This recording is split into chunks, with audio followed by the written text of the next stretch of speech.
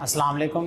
Chemistry part 2 chapter 2 S block element और इस chapter का last topic role of lime in agriculture and industry. Role of lime agriculture के हवाले से ये शॉर्ट क्वेश्चन में इम्पॉर्टेंट टॉपिक और role of lime in industry ये पूरे का पूरा लॉन्ग क्वेश्चन इम्पॉर्टेंट है। तो स्टार्ट करते हैं। What is lime? कहता है जब हम कैल्शियम कार्बोनेट को हीट करें तो ये डीकम्पोज होके चेंज होगा कैल्शियम ऑक्साइड और साथ इसमें से एवोल्यूशन होगी कार्बन डाइऑक्साइड की।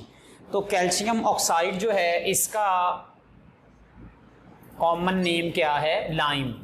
इसको अनस्लेक्ड लाइम भी कहा जाता है। एक होता है स्लेक्ड लाइम और एक है अनस्लेक्ड।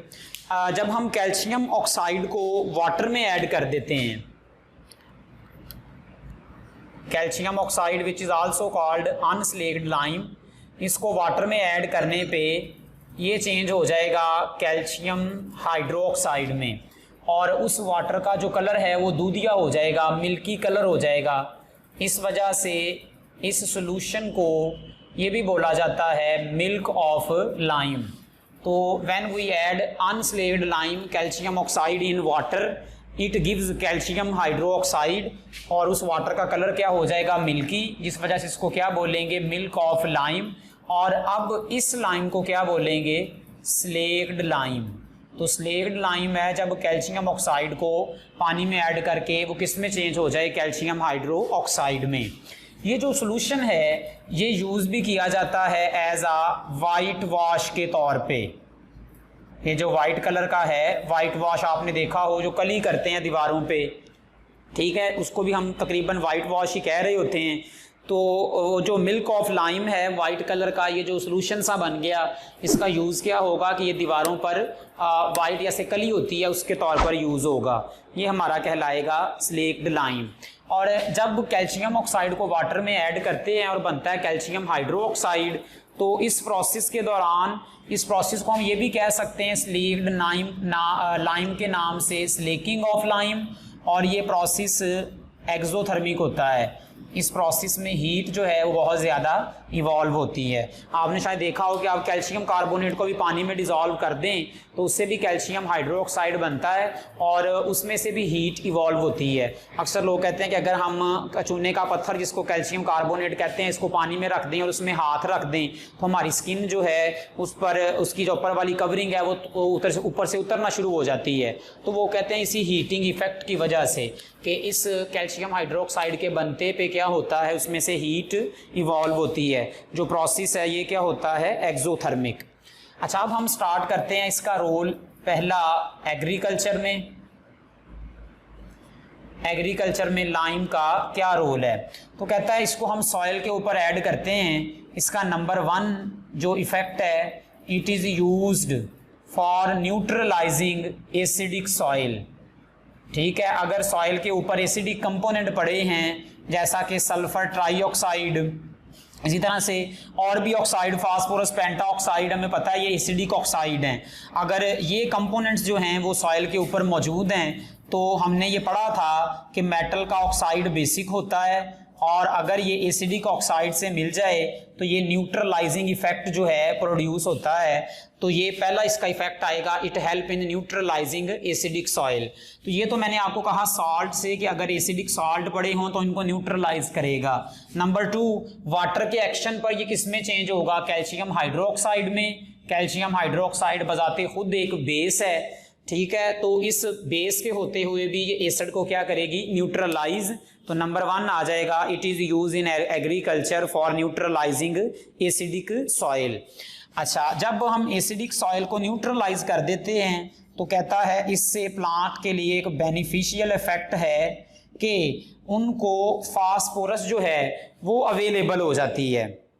फास्फोरस जो है वो एसिडिक एनवायरनमेंट के अंदर प्लांट के लिए अवेलेबल नहीं है, लेकिन जब हम उसको कर देते हैं न्यूट्रलाइज, सॉइल की पीएच जो है वो न्यूट्रलाइज हो जाएगी, तो कहता है it increases the amount of available phosphorus. इस तरह से फास्फोरस जो है वो इस फॉर्म में आ जाएगी कि अब वो प्लांट के लिए क्या होगी, अवेलेबल होगी। तो यहाँ हम ये कह सकते हैं कि फास्फोरस फर्ज करें पेंटॉक्साइड की फॉर्म में था, कैल्शियम ऑक्साइड से मिलकर उसका बन गया फॉस्फेट, तो फॉस्फेट अब अवेलेबल होगा प्लांट्स के लिए कि उसको क्या कर सकते हैं, यूज कर सकते हैं। ठीक, इसके बाद आ गया इसका कि कैल्शियम ऑक्साइड को जब हम मिक्स करते हैं सल्फर के साथ, कैल्शियम ऑक्साइड प्लस सल्फर, तो इसका जो मिक्सचर है इसको थोड़ा सा हम साथ हीट करें और इसके साथ ऐड करते हैं सर्फ एक्टेंट, तो ये एक स्प्रे बन जाती है जिस स्प्रे का नाम है लाइम सल्फर स्प्रे। कहता है क्या करना है हम लोगों ने, कैल्शियम ऑक्साइड प्लस सल्फर और साथ साथ आप क्या कर दें, इसमें थोड़ी सी अमाउंट ऐड कर दें सर्फेक्टेंट की और इनको क्या करें, हीट करें, तो ये जो एक मिक्सचर बनेगा ये कहलाएगा लाइम सल्फर स्प्रे। और इसका एक्शन क्या है, इसका एक्शन है कि ये है फंजीसाइडल, पेस्ट को कंट्रोल करेगा, फंजाई को कंट्रोल करेगा। जब हम सॉइल के ऊपर इसकी स्प्रे करेंगे तो जो फसलों के ऊपर या सॉइल के ऊपर आपको पता है कीड़ा लग जाता है, पेस्ट लग जाता है, फंजाई लग जाती है, तो कहता है उसको ये किल कर देता है। तो ये यूज होगा लाइम सल्फर स्प्रे को बनाने के लिए भी। तो ये था role of lime in the agriculture कि है सॉइल को न्यूट्रलाइज करेगा, फास्फोरस अवेलेबल होगी in the form of phosphate, वहाँ से प्लांट उसको इजीली जो है वो एक्यूमुलेट कर लेंगे। और नंबर 3 पर लाइम सल्फर स्प्रे बनाने के अंदर इसका क्या होगा, यूज होगा। अब इसी का यूज आ गया कैल्शियम के हवाले से कि जब हम लाइम को स्प्रे करेंगे तो चूंकि इसके अंदर कैल्शियम भी मौजूद है, तो कैल्शियम की importance for the plant growth, ये हमने पीछे भी पढ़ा था, क्रॉप प्रोडक्शन को जो है वो कैल्शियम इंक्रीज करता है। ठीक है, नंबर 2 के सॉइल की लीचिंग से जो है सॉइल को प्रिवेंट करता है। तो कहता है presence of the calcium it is essential for the normal development. इसका पहला क्या आएगा, it is used for normal development of the plant. ठीक है, प्लांट की डेवलपमेंट जो है वो किस तरह से होगी कि नंबर 1 कि लीव्स की डेवलपमेंट इससे ज़्यादा होगी, कैल्शियम नेसेसरी होता है लीव की डेवलपमेंट के लिए। इसके दूसरा कि क्यों ये कहता है लीव्स की डेवलपमेंट के लिए यूज़ होता है, कहता है it tends to accumulate in the leaves के अंदर जाकर इकम्युलेट होगा और लीव की ग्रोथ के लिए, ग्रोथ के अंदर कैल्शियम का क्या होगा, रोल प्ले होगा, जिससे लीव्स की डेवलपमेंट जो है वो ज़्यादा होगी। इसके साथ साथ ये लीव के साथ साथ बार्क के अंदर जाकर भी क्या हो जाएगा, इकम्युलेट हो जाएगा। इसके साथ साथ कैल्शियम की अवेलेबिलिटी के हवाले से जो प्लांट हैं उनके रूट हेयर्स की भी ग्रोथ बहुत ज़्यादा होती है। रूट हेयर ग्रोथ करने से प्लांट की ग्रोथ कैसे होगी, आपने पढ़ा होगा कि बहुत सारे बैक्टीरिया रूट हेयर्स के ऊपर जो है माइक्रो ऑर्गेनिज्म या बैक्टीरिया वो ग्रो करते हैं। ठीक है, जो कि नाइट्रोजन को कन्वर्ट करते हैं नाइट्रेट्स में। ठीक है, और प्लांट्स को ज़रूरी बहुत ज़्यादा अवेलेबिलिटी उनको बहुत ज़्यादा चाहिए होते हैं नाइट्रेट्स उनकी डेवलपमेंट के लिए। तो ये भी रोल आ गया कि कैल्शियम जो है वो स्टिमुलेट करेगा रूट हेयर की डेवलपमेंट। जितना रूट हेयर ग्रो करेंगे वहाँ ज़्यादा माइक्रो ऑर्गेनिज्म आएंगे, माइक्रो ऑर्गेनिज्म प्लांट्स को नाइट्रेट्स प्रोवाइड करेंगे, तो इससे भी प्लांट की जो ग्रोथ है वो क्या होती जाएगी, जो है हम ऑप्टिमम होती चली जाएगी। ठीक है, इसके अलावा कहता है कैल्शियम की अवेलेबिलिटी से प्लांट को फास्फोरस जो है वो भी बहुत ज़्यादा मिल जाया करती है। ऐसा कि अगर हम कैल्शियम ऑक्साइड लेते हैं तो हमने देखा था कि इससे फास्फोरस जो होगी वो अवेलेबल होगी प्लांट की ग्रोथ के लिए। अच्छा, इसके अंदर एक इंपॉर्टेंट बात है कि कैल्शियम जब जाकर बार्क के अंदर स्टोर होता है तो आपने देखा होगा प्लांट के अंदर सेल वॉल होती है। सेल वॉल के अंदर एक कंपोनेंट होता है कैल्शियम पेक्टेट, ठीक है, जो कि सेल वॉल को होल्ड करता है। ये भी इसकी इंपॉर्टेंस है कि कैल्शियम वहां पर पेक्टिन के साथ मिलकर कैल्शियम पेक्टेट में चेंज होगा, जो कि सेल वॉल को क्या करेगा, प्लांट की होल्ड करेगा। और एक और इसकी इंपॉर्टेंस कि चूंकि सेल वॉल के अंदर इंपॉर्टेंट कंपोनेंट है कैल्शियम पैक्टेट, मतलब पैक्टिन के साथ जो आयन मिलता है वो कौन सा होता है, कैल्शियम, क्योंकि यहाँ कैल्शियम आयंस की फॉर्म में ही है।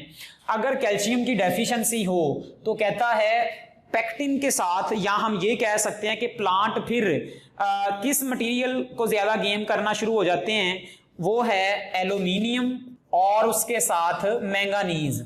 अगर कैल्शियम डेफिशिएंट हो तो ये वाले दो जो न्यूट्रिएंट हैं वो ज्यादा प्लांट के अंदर इकम्युलेट होना शुरू हो जाते हैं। तो कैल्शियम की डेफिशिएंसी के ऊपर क्या होगा कि ये जो कुछ एलिमेंट हैं एल्यूमिनियम और मैंगानीज, ये आकर स्टोर होना शुरू हो जाएंगे, और वो कहता है अगर इनकी कंसंट्रेशन ज्यादा हो जाए तो ये हार्मफुल होते हैं प्लांट के लिए। तो देखें कैल्शियम का फिर ये रोल आ जाएगा कि प्लांट की डेवलपमेंट होगी, सेल वॉल को होल्ड करेगा, कैल्शियम पैक्टेट बनेगा, रूट हेयर ज्यादा ग्रो करेंगी जिससे नाइट्रेट्स की अवेलेबिलिटी ज्यादा होगी, क्योंकि माइक्रो ऑर्गेनिज्म रूट हेयर के ऊपर आकर क्या करते हैं, ग्रो करते हैं। और अगर कैल्शियम की डेफिशिएंसी हो तो प्लांट्स के अंदर हार्मफुल केमिकल जैसा कि एलिमेंट एल्यूमिनियम और मैंगानीज जो है वो आकर इकम्युलेट होना शुरू हो जाएंगे। अब आ गया हमारा टॉपिक जो कि लॉन्ग क्वेश्चन के हवाले से इंपॉर्टेंट, के role of lime in the industry. ये बहुत इंपॉर्टेंट है। नंबर 1 कि कहता है जो लाइम है it is used for the extraction, number 1 extraction and refining of the metal. ठीक है, हम एक्सट्रैक्शंस के अंदर पढ़ेंगे छठे चैप्टर में, जब हम मेटलर्जी वाला प्रोसेस मेटल एक्सट्रैक्ट करते हैं तो जो हमारी भट्टियां होती हैं, आपने शायद सुना हो एक ओपन हर्थ फर्नेस, या आपने 10वीं क्लास में पढ़ा होगा बेसिमराइजेशन प्रोसेस। वो जो बेसिमराइजेशन के अंदर हम भट्टी यूज करते हैं, बेसिमर कन्वर्टर जिसको कहते हैं, उसकी अंदर वाली लाइनिंग जो है वो कैल्शियम ऑक्साइड से की जाती हैं, कवर की जाती हैं। ये हम छठे चैप्टर में पढ़ेंगे कि ये प्रोवाइड करते हैं बेसिक इन्वायरमेंट, या सिंपल लफ्जों में मेटल में से इंप्योरिटी को एक्सट्रैक्ट करने के लिए। ठीक है, तो मेटल हमें एक्सट्रैक्ट हो जाती है प्योर फॉर्म में, और रिफाइन करने के लिए भी क्या किया जाएगा, लाइम का यूज किया जाएगा। तो ये पहला यूज है। Number 2 it is used in paper, cement and leather industry.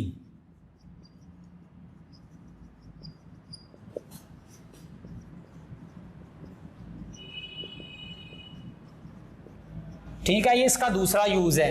Paper के अंदर भी हम इंडस्ट्री के अंदर जब पेपर की इंडस्ट्री पढ़नी है 15 चैप्टर में, तो उसमें देखेंगे कि उसमें से कलरिंग मटेरियल को रिमूव करवाने के लिए क्या यूज किया जा सकता है, कैल्शियम ऑक्साइड। और फिर इसके साथ साथ फिलर, जैसे हमने कैल्शियम सल्फेट का भी कहा था कि पेपर के अंदर सेलुलोज मटेरियल के साथ साथ इनऑर्गेनिक मटेरियल भी ऐड होते हैं एज अ बाइंडर जिसको हम कह सकते हैं, तो वो भी क्या यूज होगा, कैल्शियम ऑक्साइड यूज होगा। इसी तरह से सीमेंट बनाने के लिए भी क्ले के साथ मैंने कहा था लाइम जो है उसकी मिक्सिंग होती है, तो वहां पर भी क्या आ जाएगा, कैल्शियम का यूज आ जाएगा। नंबर 3 कि जब लाइम को, कैल्शियम ऑक्साइड को हीट करते हैं हाई टेम्परेचर पर सिलिका के साथ, तो ये कन्वर्ट हो जाता है कैल्शियम सिलिकेट में। ठीक है, जो कि ग्लास की मैन्युफैक्चरिंग में यूज होता है। अगर हम ग्लास की केमिकल कंपोजिशन देखें तो दरअसल ग्लास क्या होते हैं, sodium silicate as well as calcium silicate, तो ये होती है ग्लास की कंपोजिशन। तो इसका मतलब कैल्शियम सिलिकेट कहाँ से बनेगा, लाइम से, तो ये इसका यूज आ जाएगा कि ग्लास की मैन्युफैक्चरिंग के अंदर जो है इसको यूज किया जाएगा। नंबर 4 कैल्शियम लाइम को यूज किया जाता है refining of the sugar and other fruit products.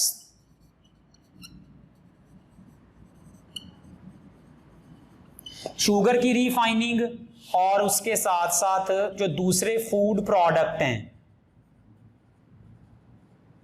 उनकी रिफाइनिंग के लिए, जैसा कि जो जूस वगैरह होते हैं जब वो बनते हैं तो उसके अंदर भी कहते हैं लाइम का यूज होता है प्रोटीन वगैरह की प्रेसिपिटेशन करवाने के लिए। हाँ, शुगर के अंदर इसका क्या यूज है कि कहता है कि ये जो लाइम होता है हमें पता है कि पीएच को न्यूट्रलाइज करता है। जब शुगर की मैन्युफैक्चरिंग होती है, आपने पढ़ा है सुक्रोज इज अ डाइसैकेराइड, अगर वो सोल्यूशन जो है वो हमारा एसिडिक हो तो उसके अंदर ये जो शुगर होती है ये बजाय क्रिस्टलाइज होने के ये दोबारा हाइड्रोलाइज न्यूट्रलाइज हो जाती हैं। तो इनकी हाइड्रोलिसिस होने से बचाने के लिए ये पीएच को न्यूट्रलाइज करता है, तो उसके अंदर क्या यूज किया जाता है, लाइम यूज किया जाता है। तो lime is used in the refining of the sugar. ये मैं वैसे समझा रहा हूँ, इसका ना ये जो डिटेल है वो चूंकि बुक के अंदर नहीं दी गई, तो खैर मैंने थोड़ा सा इसका आइडिया दे दिया कि रिफाइनिंग के अंदर इसका यूज किस तरह से है। इसी तरह से हम छठे चैप्टर में पढ़ेंगे कि ये जो कैल्शियम का हाइड्रोक्साइड है, जब हम इससे मिक्स करते हैं क्लोरीन, तो ये प्रोडक्ट में चेंज होता है ब्लीचिंग पाउडर में। ठीक है, कैल्शियम ऑक्सी क्लोराइड OCl2 इसके अंदर चेंज होगा। अगर इसको लिखें तो ये हो जाएगा change calcium OCl into Cl और साथ रिमूवल होगी वाटर की।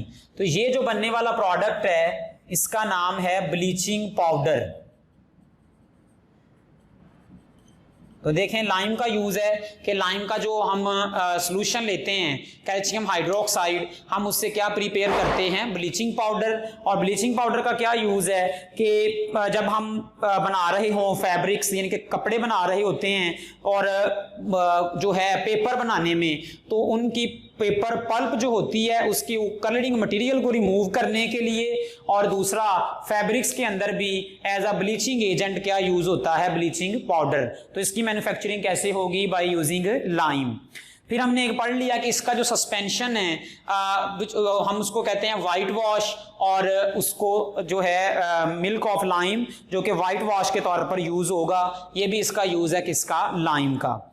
इसके बाद इसका रोल आता है, कहता है जब हम कैल्शियम ऑक्साइड या लाइम को हीट करें कार्बन के साथ एट 2800 डिग्री सेल्सियस, तो ये एक कंपाउंड में चेंज होती है जिसका नाम है कैल्शियम कार्बाइड, और साथ इसमें से रिमूवल होगी कार्बन मोनोऑक्साइड।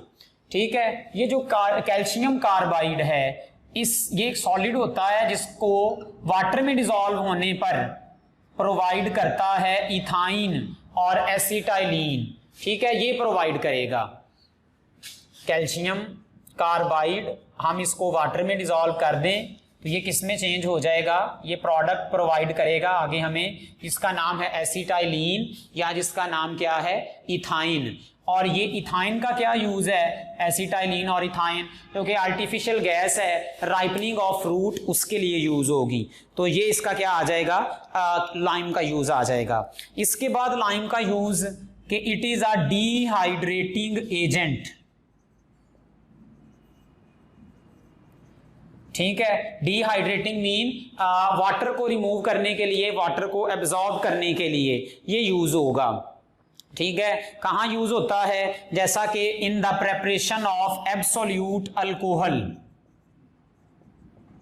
जब हम अल्कोहल प्रिपेयर करते हैं, ये हमें टॉपिक भी पढ़ना है सेकेंड ईयर में, तो बाय डिस्टिलेशन मेथड वो हमें 95% जो है वो अल्कोहल हासिल होती है, जिसमें 5% वाटर जो है वो मौजूद होता है, और फिर वो डिस्टिलेशन के मेथड से मजीद सेपरेट नहीं होता। तो इसको रिमूव करने के लिए फिर क्या यूज करते हैं, डिहाइड्रेटिंग एजेंट, जो कि फास्फोरस पेंटाऑक्साइड भी है, सल्फ्यूरिक एसिड भी हमारे पास डिहाइड्रेटिंग एजेंट के तौर पर यूज होते हैं। लेकिन हम उनको यूज नहीं कर सकते सल्फ्यूरिक एसिड को, कि वो अल्कोहल को इथाइन में कन्वर्ट कर देते हैं। उनके लिए डिहाइड्रेटिंग एजेंट क्या यूज होगा, कैल्शियम ऑक्साइड यूज होगा। इसके साथ साथ वो कहता है अगर हमने अमोनिया गैस को ड्राई करना हो, ठीक है, अमोनिया गैस को, इसके अंदर भी वाटर वेपर जो हैं इसके अंदर मौजूद होते हैं, तो गैस ड्राई जो है उसको करने के लिए क्या यूज करेंगे, अमोनिया।